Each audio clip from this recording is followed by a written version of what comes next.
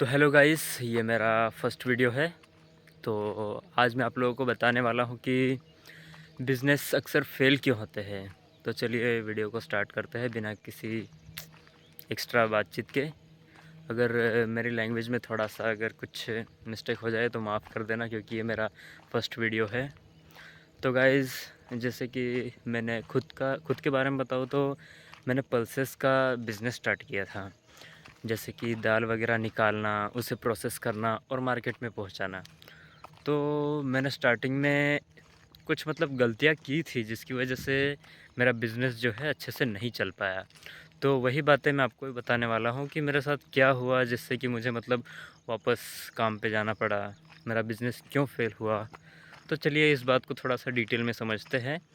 तो कि इससे मुझे जो सीख मिली, यानी कि उसमें क्या क्या गलतियाँ नहीं करनी चाहिए, वो सब बातें मैं इस वीडियो में आपको बताने वाला हूँ। तो चलिए वीडियो को स्टार्ट करते हैं।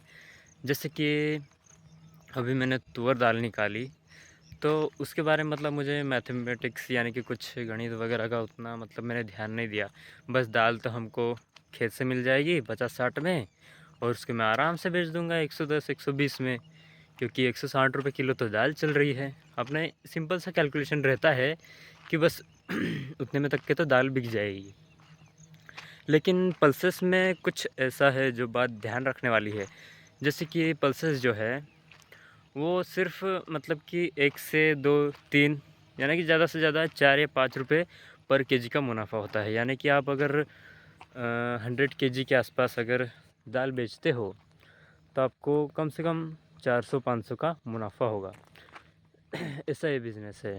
तो मैंने क्या सोचा कि डायरेक्टली 1500-2000 तक का मुनाफा कमाऊँ। तो ऐसा नहीं हो पाता है, क्योंकि किराना दुकानदारों को दाल की क्वालिटी लाकर देना पड़ेगा, सब कुछ करके देना पड़ेगा उनको, तभी हो पाता है वो। तो इस चीज़ को सुधारने के लिए कुछ करना पड़ता है। जैसे कि एक कैलकुलेशन है मैथमेटिक्स के हिसाब से।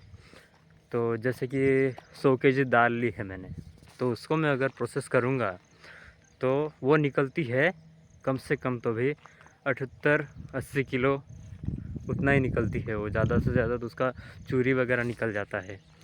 तो उस हिसाब से अगर कैलकुलेशन करेंगे तो जैसे कि मान लीजिए आपने 60 के भाव से तुअर दाल खरीदी है।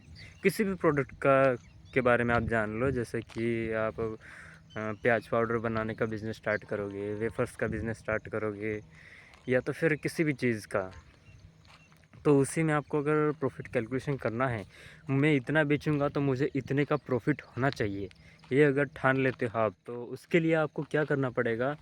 तो मेरे बिज़नेस के अकॉर्डिंग मैं आपको समझाना चाहता हूँ कि क्या करना पड़ेगा। तो जैसे कि 60,000 यानी कि 60 रुपये किलो के हिसाब से मैंने दाल ली। 1 कुंटल दाल आई 6,000 में।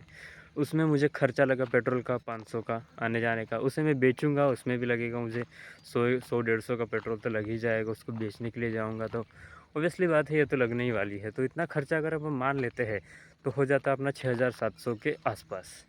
और दाल कितनी निकलती है अपनी प्रोसेसिंग करने के बाद? 80 किलो, 80 किलो दाल निकलती है। तो 80 किलो को आपको इन सब के साथ डिवाइड करना है, यानी कि जितना भी खर्चा आया, यानी कि 6,700 वगैरह, ये वो प्लस अपना प्रॉफिट भी रखना है। जैसे कि अपने को उसमें से 400-500 रुपये प्रॉफिट निकालना है, तो 7,100 के आसपास आपका टोटल बन जाता है। तो उसके लिए आपको फिर जो 7,100 रहेंगे उसका आपको टोटल डिवाइड करना पड़ेगा। 80 से बांटना पड़ेगा। तो फिर वो जो रिज़ल्ट आएगा उसके हिसाब से आपको बेचना पड़ेगा, तभी आपको उसका प्रॉफिट मिल पाएगा, नहीं तो फिर कुछ नहीं हो पाएगा। यानी कि आप जब भी स्टार्ट करते हो बिज़नेस को तो कम से कम छोटा प्रॉफिट रखो, बिल्कुल 1 से 2 रुपये, 4 रुपये, उतना ही रखो, ज़्यादा मत रखो। अगर ज़्यादा रखोगे तो लोगों को लगेगा कि बहुत महंगा दे रहा है, हमारा मार्जिन नहीं निकल रहा है। किराना वालों को तो कम से कम फिर भी 30% या तो फिर 25% तक के मार्जिन उनको देना पड़ेगा, तभी काम हो पाएगा, नहीं तो नहीं होता है। तो बस यही थी बात आपको बताने वाली। और रही बात क्वालिटी की, तो आपको क्वालिटी भी लाना ज़रूरी है। तो चलिए भाई साहब या तो फिर बहनों, आप जो भी हो, ये मेरा पहला वीडियो था, जैसे वैसे मैंने रिकॉर्ड किया है और नेक्स्ट वीडियो को मैं थोड़ा अच्छे से लाने की कोशिश करूँगा। तो चलिए तब तक के bye bye, see you soon.